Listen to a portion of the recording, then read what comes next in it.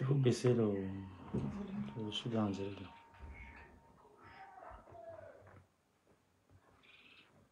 Bonjour à tout le monde.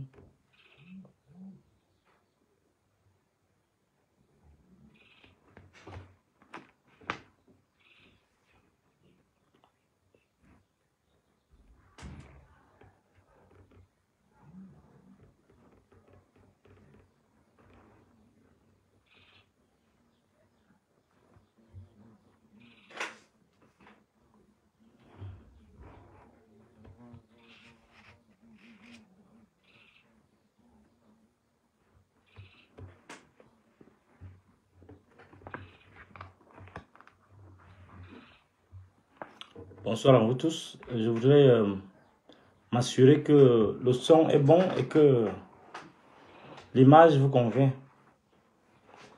Est-ce que l'image vous convient et que le son est bon? Est-ce que le son est bon? S'il vous plaît.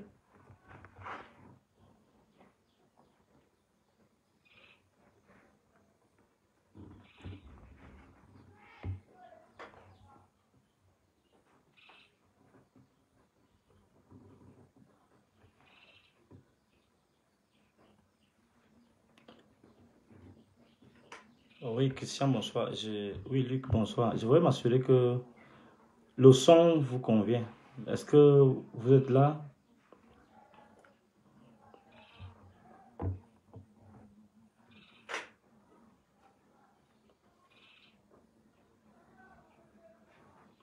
Ceux qui viennent m'insulter là, je vous prie de... Je vous ai dit qu'après la prestation de serment du président de la République élu, vous serez purement et simplement dégagé de ce prestigieux forum de cette page et ce sera l'occasion pour moi de nettoyer. Donc, nous allons vous saluer très chaleureusement et vous remercier. Et est-ce que vous pouvez me confirmer? Oui, fille de gloire, bonsoir. Est-ce que vous pouvez me confirmer que tout est bon? Je vois beaucoup de têtes de mort là. Est-ce que vous pouvez équilibrer le débat en envoyant des beaux petits cœurs à tous les haineux qui sont... Merci beaucoup, merci. Merci d'envoyer tous ces petits cœurs là pour noyer la haine. Noyer la haine et l'étourdissement des gens qui ne comprennent rien à rien, qui ne comprennent que le petit communautarisme grégaire. Est-ce que c'est bon, le son est bon? Très bien. Alors, je voudrais vous remercier d'être là parmi nous, d'avoir accepté de sacrifier vos petits...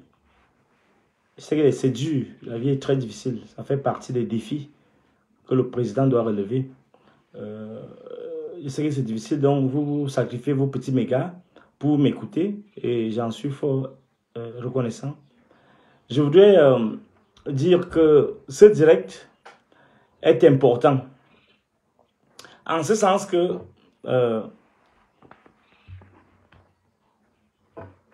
nous venons de vivre un moment historique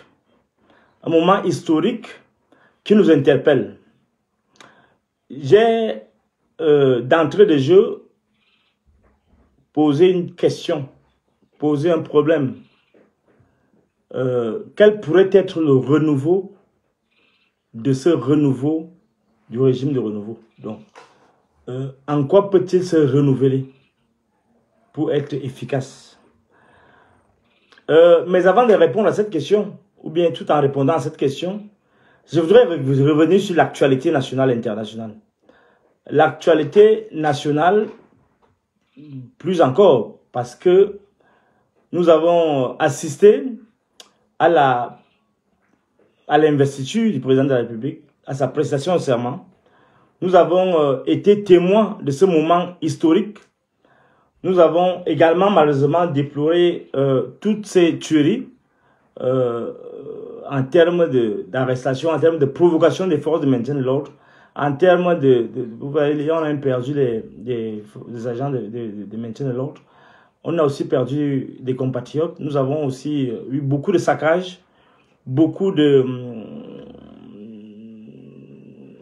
gens qui ont brûlé, qui ont saccagé, qui ont pillé, autant de choses qui n'honorent pas. On constate, et le ministre Tanganji l'a dit hier soir, que des enfants entre 12 et 16 ans sont drogués et se retrouvent à commettre ce qui est irréparable. Donc, on appelle donc à la responsabilisation, une plus grande responsabilité de ces individus qui envoient ces enfants, ces petits-enfants à la rue pour faire du désordre. Je crois que la politique ne s'accommode pas des miasmes d'abêtissement collectif. Je voudrais présenter ce petit direct, cette réflexion. D'abord, je vais faire un commentaire de l'actualité. 2, je vais examiner le discours du président et quels pourraient être les enjeux dans un avenir proche. Et enfin, je vais terminer par un appel à la compréhension de ce que nous vivons. D'abord, je voudrais, d'entrée de jeu, donc, première partie, m'insurger contre la psychose que le ministre Issa Chiroma Bakari, dont vous savez tous la moralité douteuse, je voudrais déplorer et dénoncer dans la même occasion ces agissements totalement déplacés qui mettent en péril l'unité nationale que nous sommes en train de construire. Et je vous prie d'envoyer les cœurs, s'il vous plaît, parce que là, ils me perçoivent avec leur tête de mort. Donc, et de partager également, s'il vous plaît, qui met en péril notre vivre ensemble, c'est-à-dire la possibilité historique que nous avons constituée depuis tout jeune de vivre entre nous, différentes tribus, différentes ethnies, différentes sensibilités, et c'est tout cela qu'il met en péril. Et il est encouragé en cela par des extrémistes dont le chef de gang est Maurice Kamto, qui ne carbure qu'à la haine, qui ne carbure qu'à la délation, à l'invective, au dénigrement, à l'insulte. Autant de contre-valeurs qui sont antithétiques à l'examen purement politique et, je vais dire aussi, éthique de la politique. Donc, nous pensons que nous devons, au contraire, et c'est le moment de le dire, réaffirmer notre attachement à notre devise, paix, travail, patrie, pour que les uns et les autres comprennent que les pères fondateurs se sont sacrifiés. Ils ont sacrifié de leur vie, leur avenir, pour que nous ayons ce minimum. C'est à nous de pérenniser cet héritage et c'est à nous de trouver les ressources pour notre accomplissement, pour notre rédemption, tout ce que vous voulez. Donc, je trouve ça malsain de tenir l'opinion en otage à travers des sorties totalement irresponsables, avec des sorties totalement fantaisistes, grotesques, pour tenir en haleine une marmaille de voyous non éduqués, non scolarisés, qu'on manipule à travers les réseaux sociaux. Et je vous le dis très sincèrement, et je vais le dire en haut lieu, les mesures fortes qui doivent être prises actuellement, c'est de mettre ces individus qui sont en train d'orchestrer une guerre civile au Cameroun, de les mettre hors d'état de nuire, par tous les moyens qu'il faut. Parce que le mal qu'ils font au Cameroun, le mal qu'ils font à la jeunesse de ce pays n'a pas de prix, n'a même pas, on ne peut pas le comparer. J'interpelle mes jeunes frères et sœurs, surtout mes jeunes frères, que la drogue détruit. On comprend que c'est difficile, mais il faut se ressaisir. Nous avons nous-mêmes nos expériences grammatiques. Le président de la République a parlé des frustrations qui sont terribles. Il n'est pas question donc qu'on se laisse aller et qu'on sombre dans un pessimisme qui va nous conduire à un fatalisme. Il est question qu'on garde espoir. Qu'on garde espoir parce que tout est fait, tout est mis en œuvre pour que rien ne soit plus comme avant. Et je puis vous le rassurer, rien ne sera plus comme avant. C'est le premier message que je voulais donner. Et dire que aucun homme politique n'a réussi à faire carrière dans l'esbrouf. Aucun homme politique n'a réussi à faire carrière dans le mensonge. Aucun homme politique n'a réussi à faire carrière dans la vilainie. Ce que Issa Chiroma Bakari reprochait à Kamto, il y a cela quelques années, juste en 2018, c'est-à-dire de s'autoprogrammer président, de bafouer les lois et règlements de la République, de tuer l'esprit même républicain, tout ce que Issa Chiroma Bakari dénonçait donc pendant longtemps, depuis 2018, le voilà qui est plongé en plein dans ce qu'il dénonçait. Je crois qu'il y a manifestement un manque d'inspiration. Un manque d'inspiration parce que lorsqu'on croit qu'il faut manipuler quelques petits voyous non scolarisés à qui on donne dont on abîme le cerveau par des drogues dures et qui se retrouvent à faire des dégâts dans les rues, je pense que ça veut dire qu'on manque d'inspiration politique ou bien qu'on est à court d'arguments. Et nous avons là un personnage, il parle de Issa Chiroma, qui s'attaque à toutes les valeurs de la République, qui s'attaque au travail, qui s'attaque à la paix et qui s'attaque à la patrie. Paix en ce sens qu'il envoie les enfants pour détruire. Paix en ce sens qu'il organise les villes mortes. Paix en ce sens qu'il détruit la paix parce que effectivement tout est, pendant un bon bout de temps, dans certaines villes, ça a été très difficile. On a eu un chaos qui a conduit, heureusement que les forces de l'ordre étaient là, qui a conduit à une réaction des autorités. Donc, ces attaques contre les idées républicaines, à travers la promotion de la rébellion, à travers la promotion de l'insurrection, sont aux antipodes de ce qu'on attend d'un homme d'État, d'un homme ordinaire qui aspire à être un homme d'État. Donc, nous voyons là le destin de tous les traîtres. Issa Chiroma suit le destin de Kamto, un autre traître. Et ce matin, je voyais une de mutation où on montrait que le gouvernement était en campagne pour la promotion de Kamto au niveau de la haie. Et je crois que c'est la grande association des juristes dont les représentants sont choisis par les gouvernants et qui sont appelés à être représentés là-bas. Et c'est une compétition et le gouvernement l'a soutenu. Et il faut me dire que même au niveau du travail de Bakassi, il a bénéficié de l'encadrement de hautes personnalités pour voir. Et il a été dans une équipe, lui-même reconnaît qu'il n'était pas seul dans l'équipe, il n'a contribué de manière résiduelle. Et Bakassi, ça ne lui revient pas. Le mérite revient au président de la République, il a dit lui-même. Donc, après tout cela, après toute cette confiance mise en votre petite tête, on ne comprendrait pas que des gens qui ont été adoubés par le président de la République, qui ont mangé à sa table, qui sont maintenant repus, qui sont maintenant rassasiés, veuillent casser la marmite pour qu'on ne cuisine plus dedans.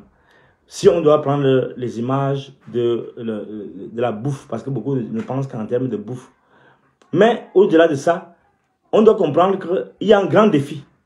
Le défi de l'éthique dans les orchestrations politiques.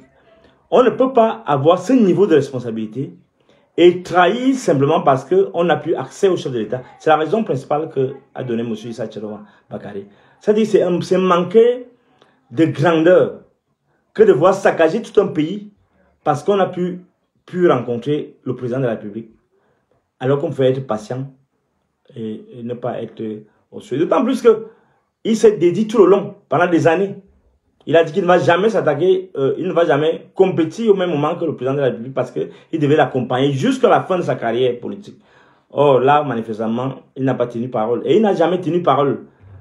Et je vous avais parlé de ces 7 péchés capitaux, on ne revient plus dessus parce que le président de la République, dont je suis le message à la lettre, a dit les jours de l'élection présidentielle sont derrière nous. Donc, on va attendre que ces malfrats, parce que c'est ça le mot, parce que c'est des malfrats. Lorsque Kamto et sa horde de rebelles, sa horde de suprémacistes, haineux, tribalisés, endoctrinés au chanvre de la désunion, au chanvre de l'auto-victimisation, lorsqu'ils se font donc chorus avec un autre bandit de grand chemin, un type chromatisé par sa propre minorité ontologique, s'il faut parler le gros français de la philosophie, alors on se pose des questions. Peut-on censément suivre un tel monsieur? C'est pourquoi la réponse coule de source. Je vous avais dit qu'il faut absolument l'évacuer de l'équation politique camerounaise. Donc, aucune insurrection, aucune rébellion, aucune guerre civile ne peut tenir ici. Et ceux qui seraient même tentés d'orchestrer cela doivent savoir qu'ils seront les premières victimes parce qu'ils vont trouver des gens comme nous sur leur chemin et nous allons nous armer de tout ce qu'il faut pour défendre ce pays. Donc, ces faussaires donc, ne peuvent pas être insérés dans l'avenir que nous sommes en train de construire. C'est pourquoi j'ai appelé instamment à leur exclusion pour haute trahison, à leur exclusion dans des textes des prochaines échéances électorales. J'en appelle donc au sens de la rigueur et de la moralisation. Les deux éléments qui doivent justifier qu'on les écarte. Parce qu'on ne peut pas fonctionner avec des gens dont l'agenda est de déconstruire ce que les pères fondateurs ont construit patiemment pendant des années.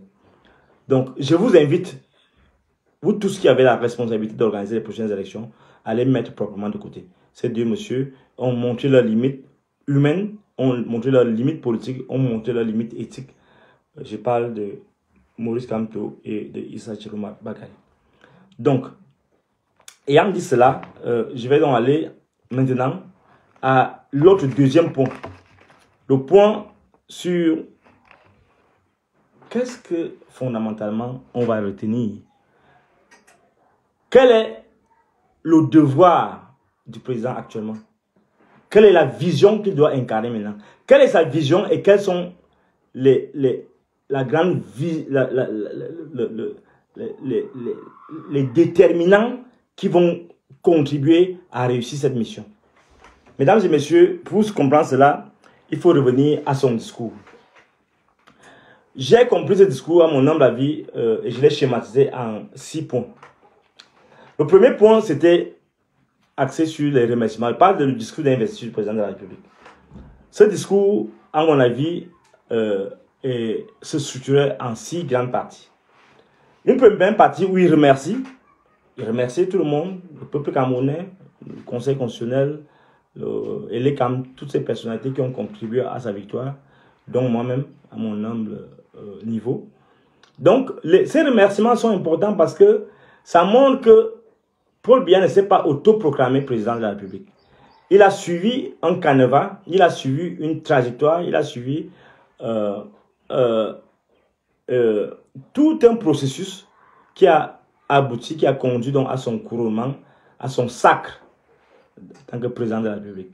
Donc, le travail a été bien fait, le travail a été si bien fait que on comprend que la victoire a été vraiment obtenue après une lutte féroce, de haute lutte, Parce que la démocratie telle qu'elle est voulue ici, la démocratie libérale, la démocratie représentative, tout ce qu'on veut, cette démocratie libérale pluraliste a prévalu. Certes, elle ne bénéficie pas de mes suffrages, mais elle a prévalu et elle s'est imposée suivant la volonté du président de la République qui en veut, qui en a fait un objectif fondamental. Donc, après les remerciements donc, du président de la République, le 2e axe, c'était l'engagement à servir. Et là, il faut bien comprendre, servir qui? Servir Dieu Tout-Puissant et servir le peuple camerounais. C'est deux éléments qui déterminent en fait son action, sa vision de sa responsabilité. Parce qu'il a vu, il a mesuré, lui-même l'a dit, les défis, la profondeur des frustrations, l'ampleur des attentes et les responsabilités qui sont les siennes.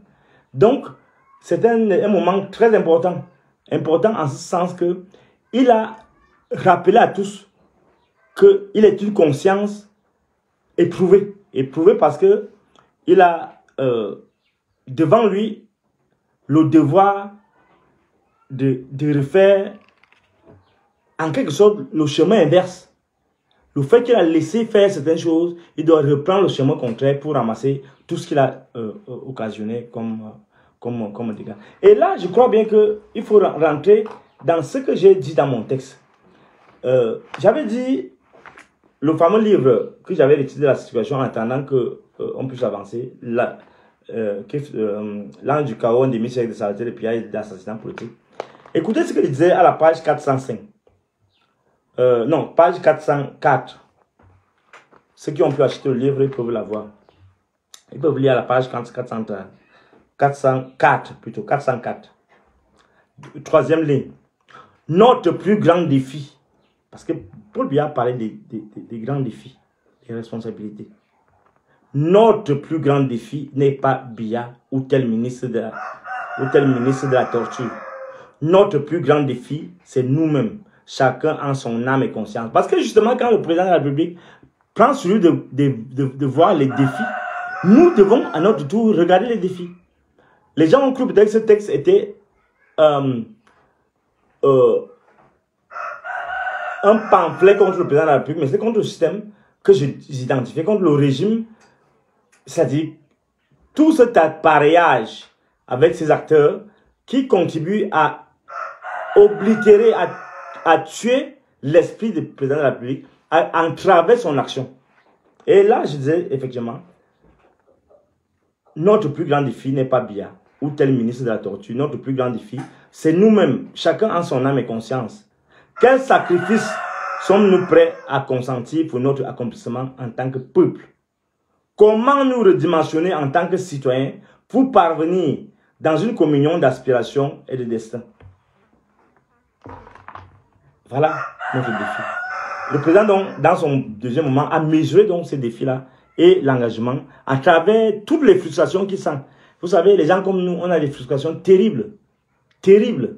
Mais on transcende cela parce que nos petits intérêts, nos petites douleurs, nos petites souffrances doivent être subjuguées par l'idée supérieure de l'intérêt général.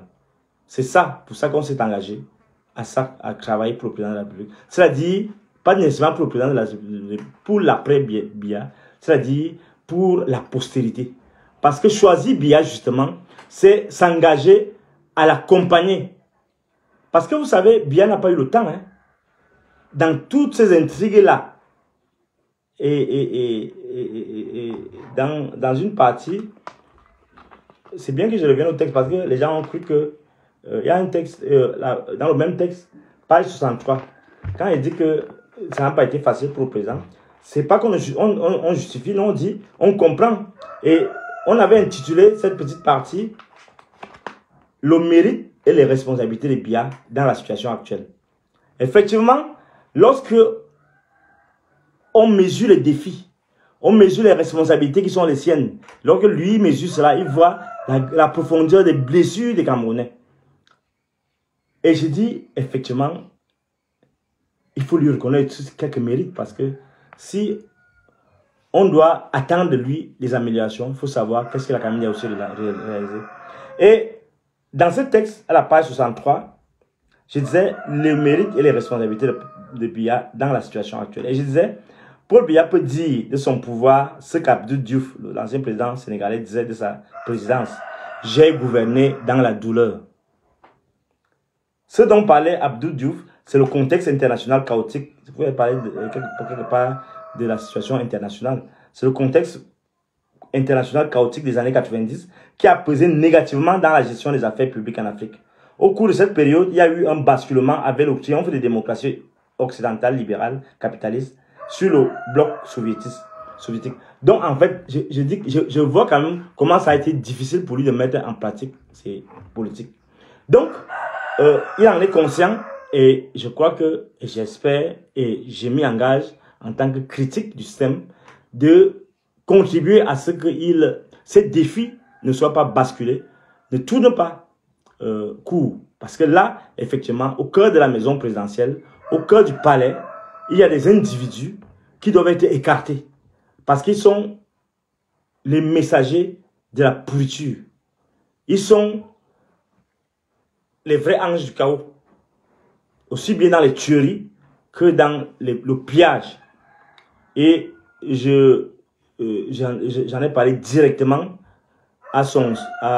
aux proches du président de la République pour qu'il lui répercuter cela de ma bouche. Vous voyez. J'étais chez lui là-bas au 2e étage. Donc, le 3e moment du discours du président de la République, c'est l'appel à l'unité nationale. Vous savez, on a beaucoup parlé de l'appel à l'unité, mais nous sommes aussi nous-mêmes des artificiers de la désunion.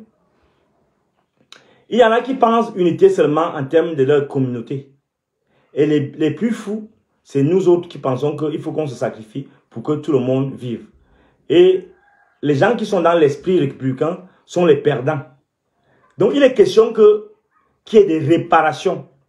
Et je leur ai dit ça à la présidence, et je le dis ici encore, et je vais le répéter. Il n'est pas question qu'on laisse les gens aller envahir tout, aller casser tout, aller exploiter tout, avoir tous les marchés, tous les monopoles, et prétendre que c'est la tribu des élus. Non, on doit rééquilibrer. Ce mandat, c'est le mandat du rééquilibrage de la richesse nationale. Et nous allons travailler férocement à ce que les équilibres se fassent. Ça, si vous avez les oreilles, vous pouvez comprendre.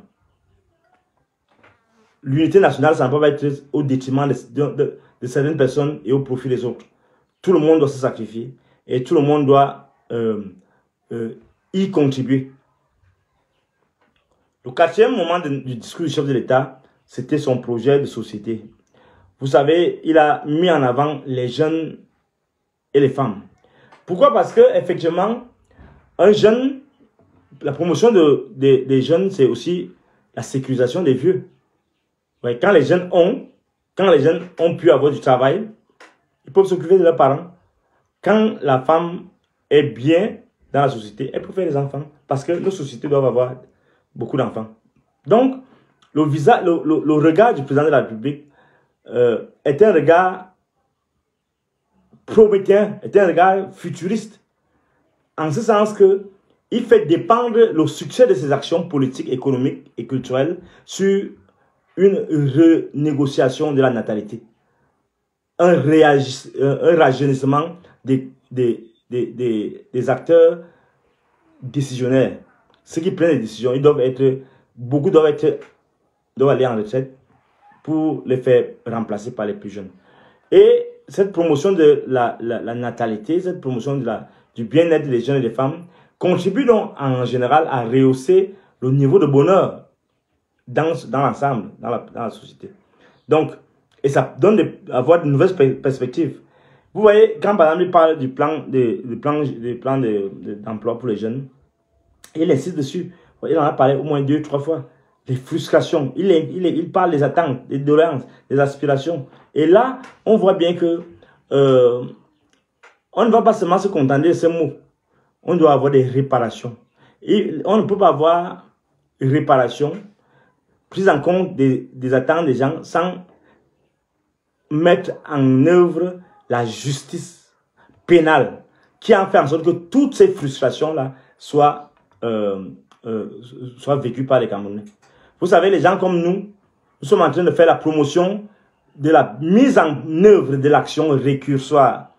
C'est quoi l'action récursoire? En droit, c'est que quand tu es un personnage public, un agent public, et que tu prends une décision qui cause du tort à un usager, et que la justice décide de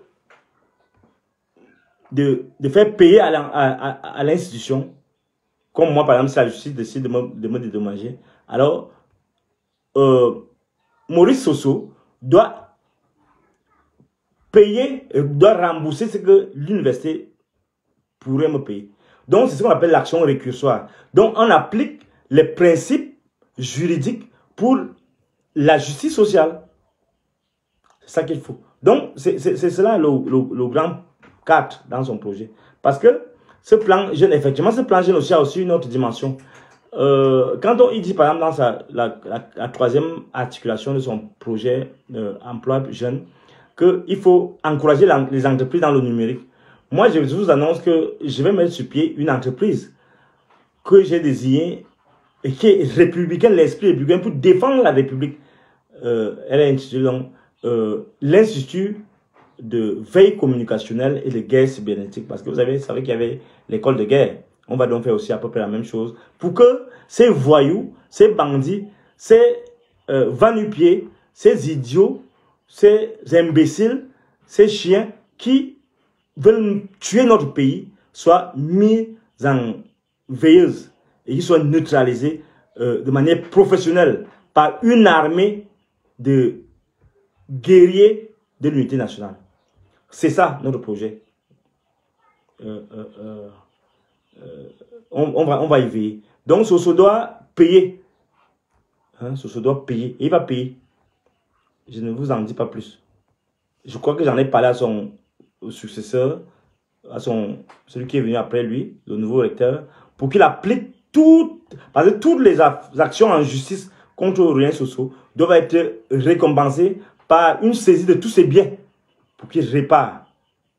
Ça doit être su, ça doit être fait. Et une action doit être faite ensemble, et j'en parlerai à la très haute hiérarchie. Cinquième point, l'impact attendu de ces actions. Le président de la République s'attend à ce que ces actions aient un écho favorable au niveau des populations, notamment pour réduire les questions de guerre au nord et au sud-ouest. Parce que j'ai bataillé pour ça depuis 2017-2016 même. Là, on ne peut pas se permettre longtemps cette guerre au nord et au sud-ouest. Il est important qu'on puisse pas seulement parler de paix en général. On doit pouvoir comprendre les évolutions. Et le président a très bien compris cela lorsqu'il a dit que nos institutions doivent être adaptées à notre environnement. Et c'est cela dont je parle aussi dans ce texte. Je l'invite à réformer, parce que ce n'est pas seulement un texte critique, c'est un texte de suggestion. Je l'invite, c'est pourquoi on va revenir sur les conditions de sa remise en selle dans les prochains mois, les prochaines années.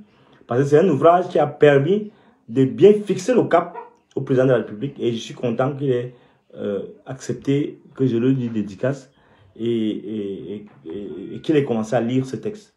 Je prie le président de la République d'accepter ma sincère reconnaissance. Donc, tout cela veille donc, dans la cinquième partie de son discours, permet donc de relativiser et de s'assurer que le terrorisme, toutes les actions, grâce aux actions vraiment professionnelles, les forces de maintien de l'ordre, les forces de défense, on puisse arriver à avoir un pays sécurisé, surtout un pays en harmonie, où les populations de différentes ethnies, communautés, travaillent main dans la main pour accomplir le grand destin qui est le nôtre. Enfin, le fameux mot qu'on attendait tous, je puis vous assurer, l'ordre régnera. Oui, c'est passé cette dernière articulation où il revenait sur l'élection présidentielle et montrait l'irresponsabilité des gens dont je parlais au départ, qui ne voient en la politique, en la vie politique, que le destin du président de la République. Donc, le président de la République a pris sur lui de leur rappeler que la démocratie, c'est un libre choix. C'est un choix libre, un choix de responsabilité et un engagement à respecter les règles. Et le non-respect de ces règles, effectivement, conduit à la réaction du pouvoir en place. C'est pourquoi j'invite le pouvoir à être plus ferme face aux velléités de déstabilisation qui sont orchestrées. Que les gens ne s'imaginent pas parce que les gens sont silencieux, ils peuvent se permettre de faire n'importe quoi. Nous qui sommes silencieux, nous sommes plus déterminés qu'eux. Et ils doivent ranger leur épée dans le fourreau, comme je l'ai dit il y a quelques jours. Parce que nous risquons les exécuter avec leurs propres épées. Donc, il est question que on rappelle aux gens qu'il y a des lois qui doivent et que on ne peut pas laisser le destin d'un peuple à des consciences minables comme celles que nous voyons là à la manœuvre. Donc, il est important donc, que les autorités soient fermes et soient déterminées, soient plus proactives et plus cinglantes dans les actions qui doivent être organisées. Dans quelques temps aussi, dans quelques heures, vous allez lire aussi un nouveau texte où je montre effectivement, là c'est la troisième partie de ma réflexion ce soir, l'importance de relativiser le concept de chaos. Parce que lorsqu'on parle de l'angle du chaos, effectivement, parce que dans le chaos ne peut être réorganisé qu'au moyen des outils qui ont provoqué la déstructuration. Il y a donc un chaos régénérateur que nous devons promouvoir, que nous devons envisager. Et face au chaos qui menace donc, il n'y a que des acteurs spécifiques qui soient capables de se reprendre en main et de créer du neuf. Ce n'est pas un outil ordinaire qu'on va prendre. C'est l'ingénieur en chef qui a orchestré le chaos, qui peut maintenant le redimensionner pour qu'il soit une régénération de ce peuple qui subit les contre-coups, non seulement des velléités néocolonialistes, mais aussi des faucons boulimiques qui saccagent la fortune publique. Donc, et là, c'est en grande ligne ce que Descartes dit. Les plus grandes vertus sont capables des pires vices. Et c'est ça. Donc, il est important que les gens ne se limitent pas à l'affaire de l'ange du chaos. Parce qu'un schéma politique peut être infécond, mais on trouve au cœur de ce schéma-là des ressources pour repenser l'avenir. Et c'est le cas. Et c'est l'exigence que nous devons formuler maintenant. Il faut un nouveau contrat. Il serait bête et idiot de penser que l'ouvrier, le petit maçon, le petit manœuvre comme Chiroma peut redimensionner le chaos ambiant. Non, c'est l'ingénieur à chef, Paul Biya lui-même, Paul Biya himself, qui doit le faire. Parce qu'effectivement, il faut le dire, à chaque gloire correspond une croix. Et la croix que porte le président de la République maintenant doit le déterminer, à repenser son système en évacuant tout ce qui ont contribué à asseoir la pourriture. 2, à dynamiser cet appareil productif, administratif. Et enfin, à préparer sa succession. Autant de choses qui ne peuvent se faire que dans une sorte de reprogrammation du logiciel du renouveau. C'est l'occasion pour moi de dire merci également parce que ça a été aussi notre combat, c'est-à-dire le travail de promotion des doctorats. La reprise des études doctorales est un ouf de soulagement parce que dans tous les cas, c'est un diplôme universel. Donc, il est important que les gens comprennent qu'il est non seulement un diplôme universel, mais seulement les conditions de la recherche doivent être réévaluées à l'aune de cette nouvelle donne. Voilà ce que j'avais à vous dire ce soir. J'avais une dernière chose à dire, c'est que nous n'allons pas accepter le désordre. Nous n'allons pas accepter le désordre parce que nous sommes en train de construire un pays. Ce n'est pas la politique qui construit un pays. Ce n'est pas ce bavardage-là que nous faisons. C'est pourquoi je dis, je ne suis pas en faveur de la démocratie libérale. Il faut une autre posture, une autre dynamique, un autre schéma qui soit de nature à nous permettre, comme l'a dit le président, d'avoir des institutions qui obéissent à notre environnement. Notre environnement de la chefferie, ce n'est pas notre environnement de... Les gens sont dans l'agora, là, ils bavardent, non. Il faut qu'on repense au système.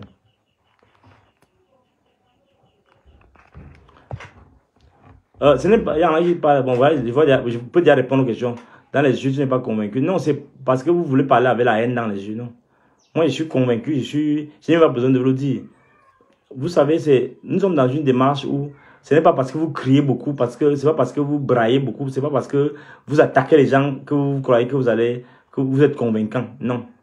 Vous n'êtes pas convaincant du tout. Ce n'est que du bruit que vous faites.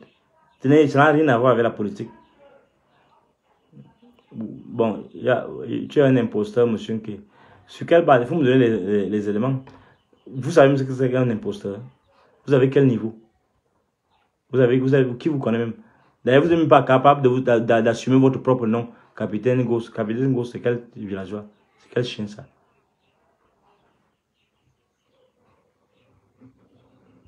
Il faut un autre système.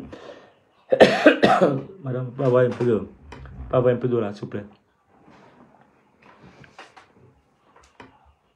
Bon, maintenant, j'attends les questions. Causons un peu maintenant. C'était le plus important, même, causer avec vous. Pendant que les villageois nous excusent, vraiment. La haine ne fait pas la politique. Si tu es haineux, elle ne fait pas la politique, tu vas mourir. Tu vas mourir. Si tu es tibaliste là, ne viens pas faire la politique.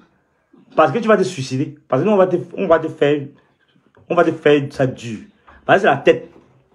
Comme vous êtes trop bête là.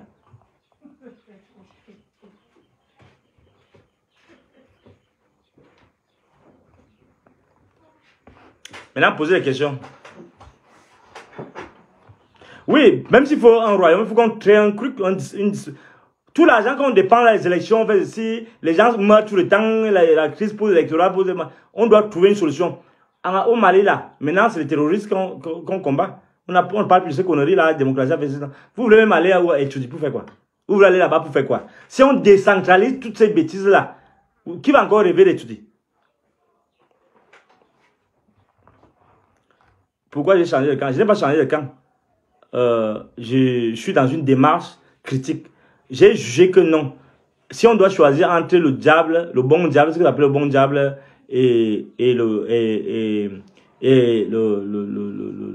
Lucifer, je prends Lucifer. Parce que le bon diable, il ne peut pas réaliser ce que le Lucifer peut faire.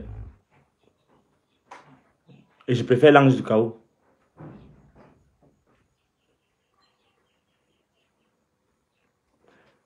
Je vous dis que vous ne pouvez même pas vous assumer, capitaine. Je veux les questions. Je ne veux même pas parler avec des énergumènes qui ne peuvent même pas assumer leur nom. D'abord, je vais vous bloquer tous. Vous savez que j'ai déjà bloqué plus de 4000 depuis un mois. Je vais vous bloquer tous seulement, c'est tout. Oui, ça c'est le problème. Il faut qu'on trouve une solution. Comment on peut être un pays qui produit le carburant et on se retrouve avec un tel prix? Non, tout ça, on doit résoudre des problèmes fondamentaux. Simplement parce que les gens n'ont fait que voler, accumuler, piller. On ne va pas accepter ça. On ne va pas accepter ça.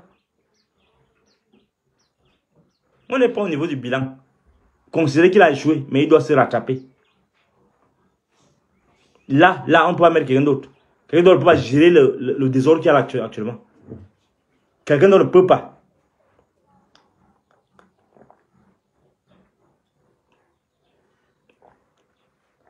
Merci encore.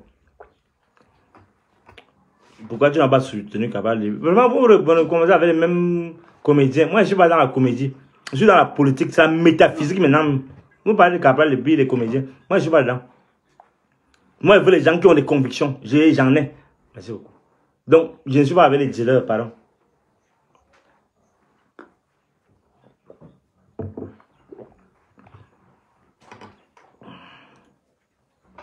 Maintenant, j'attends les autres questions. Je suis prêt, j'ai déjà bu mon eau. Paul Biya, yo, yo,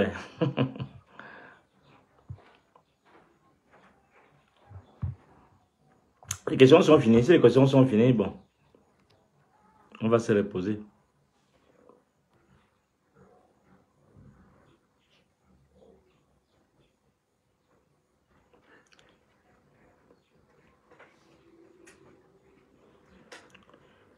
Dans tous les cas, il va réparer ce qui peut être réparé. Le reste, on va assumer les réparations après. Surtout qu'il doit aménager sa sortie, c'est-à-dire nous préparer un dauphin. C'est pour ça que moi je l'ai élu. Pour l'avenir, ce n'est pas pour lui. Si c'est que j'ai soutenu Biya pour lui, oubliez ça. Non. C'est pour ses enfants, c'est pour les enfants de ce pays. C'est pas pour lui. Qu'il fasse quelque chose pour qu'il laisse comme héritage de grandiose. Parce que là, il n'a plus de peur de personne.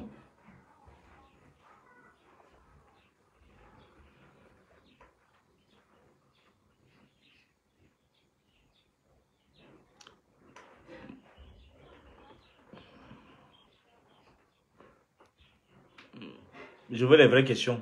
Poser les vraies questions. S'il n'y en a pas, je vais considérer qu'on a fait le tour des préoccupations et je vous remercie pour... Bonsoir, Nga. Ma soeur Nga qui est à Libreville, merci beaucoup de nous suivre. Merci aussi Samira, Samara Zibel. Et son dauphin à préparer, c'est son fils, n'est-ce pas? Fridolin, je suis très étonné. Vous voyez comment vous déraisonnez? Vous dites que c'est une question. Son dauphin a préparé son fils, n'est-ce pas? Mais tu as déjà une réponse, mais tu ne me poses pas la question. C'est pourquoi je dis que le débat politique, ce n'est pas votre affaire. Vraiment, il faut aller, soit creuser les lacrines, soit aller faire éboueur, vous dégagez les rigoles, c'est votre niveau. Vous pouvez parler à une personnalité de mon rang, vous venez poser des questions rhétoriques, des fausses questions là. Vous voyez, je vous réponds même parce que bon, il y a des gens qui sont présents, sinon je garde le silence parce que c'est rien. Donc, merci beaucoup pour votre écoute et une très bonne soirée.